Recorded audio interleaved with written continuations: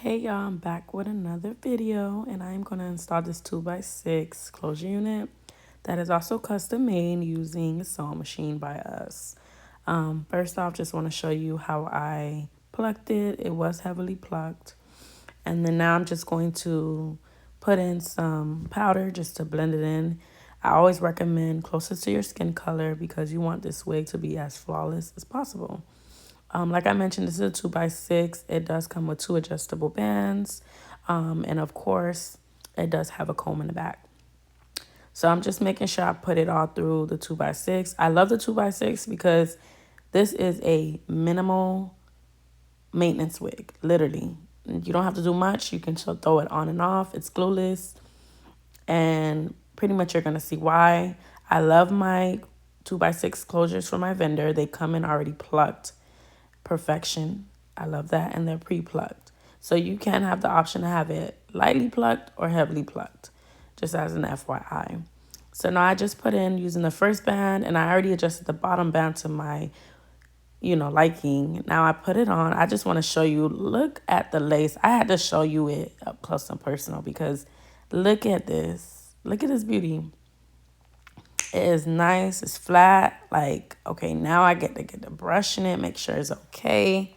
I don't know. Like, I do feel like if you're going to get a custom wig, the hair should also be of quality. Look at that luster. This was just 3 bundles in a closure. Mind you, a 2x6 is not that much closure.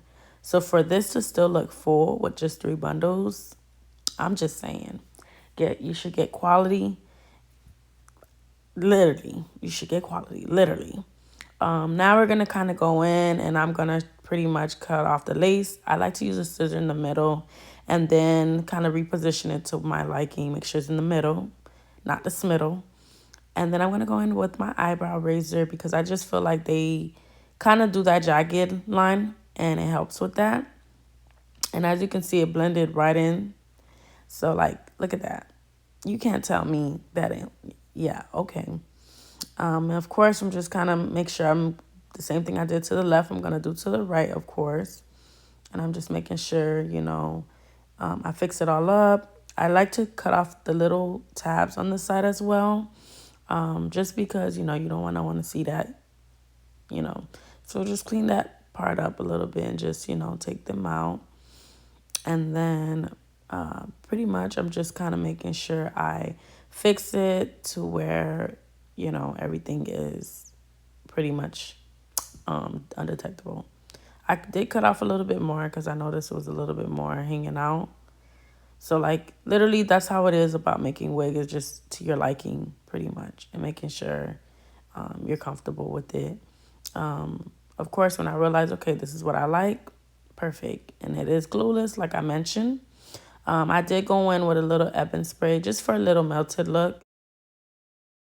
Now I'm using my melting band to help pretty much give that, scalp look. And I'm like, let me brush my hair and get it situated.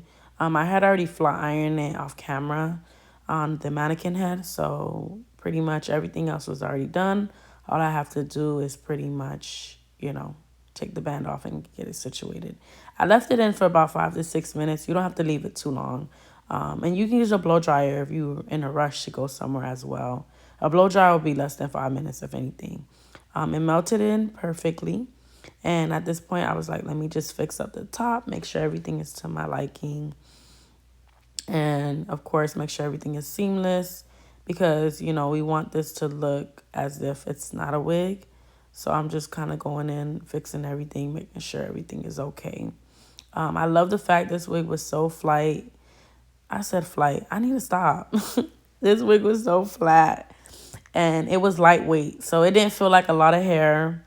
And honestly, I did go in just because I was like, you know what, I want a smoother look.